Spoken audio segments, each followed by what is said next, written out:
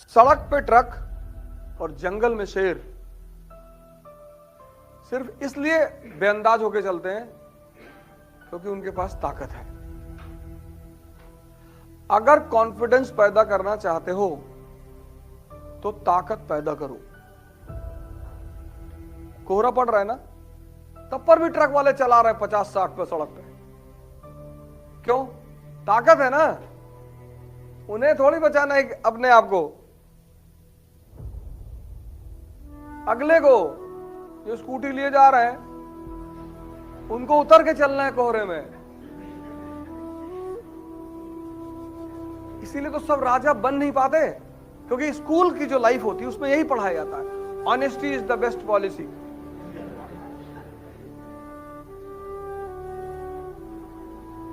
तुम पकड़ लिए। और वो कालीन भैया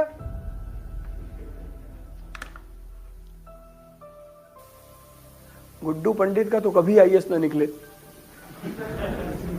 हम इस टाइप के आदमी हैं लाला, अरे कि हम कब क्या करेंगे हमको पता ही नहीं। इनका प्री ना निकले जिंदगी भर, गोलू पंडित इनका ना निकले, मुन्ना तो एसएससी ना निकाल पाए। मुन्ना का जो हाल है, हम भगवान हैं, हम अमर हैं, हम नहीं मरेंगे। अबे पागल हो,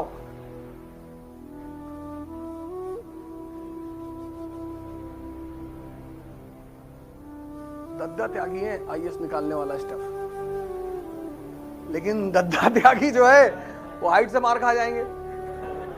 अब सोचो मुन्ना को तुम किसी से मिलने गए, उसके बाप की बुराई उसके लौटे के सामने कर रहे हो, क्या भाई ये दद्दा है? तुमको बोलने की तमीज नहीं, तुमको समय की परख नहीं है।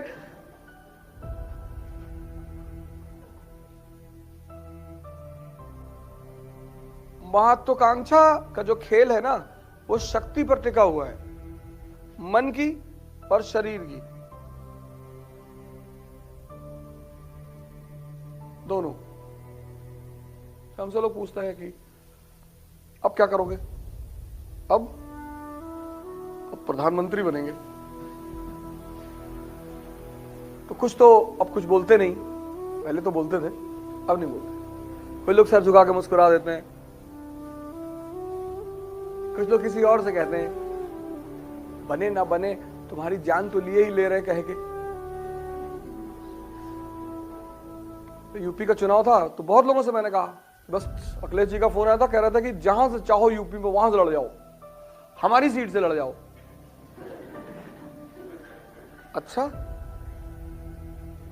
नहीं, तुम समाजवादी वैसे जीतेगी नहीं। नहीं तो योगी जी भी तो कह रहे गोरखपुर से लड़ जाओ, और बहन जी कह रही थी कि कोई दिक्कत नहीं है, तुमको राज्यसभा भेज देंगे। हम लड़े ना लड़े, राज्यसभा जाए ना जाए, तुम तो नहीं सो पा रहे हो ना।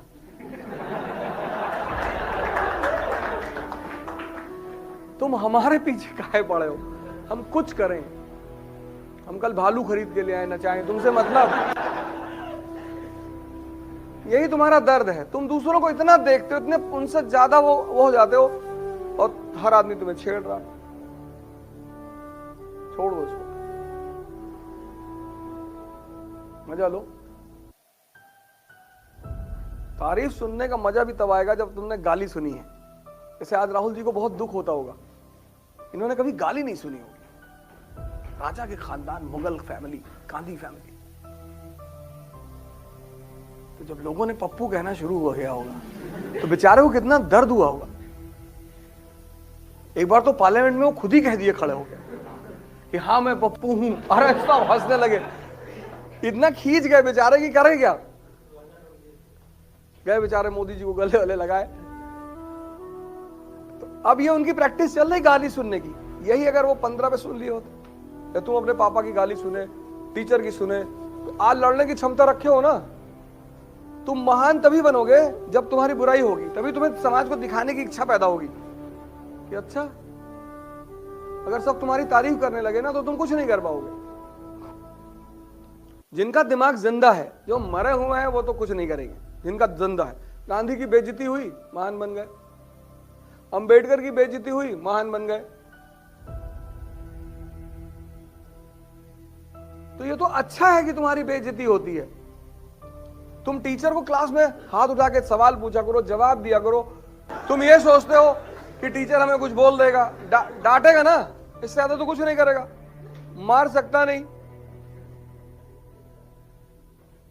मार कैसे सकता है? डांटेगा, फिर पूछो, कल भी पूछो, परसों भी पूछो,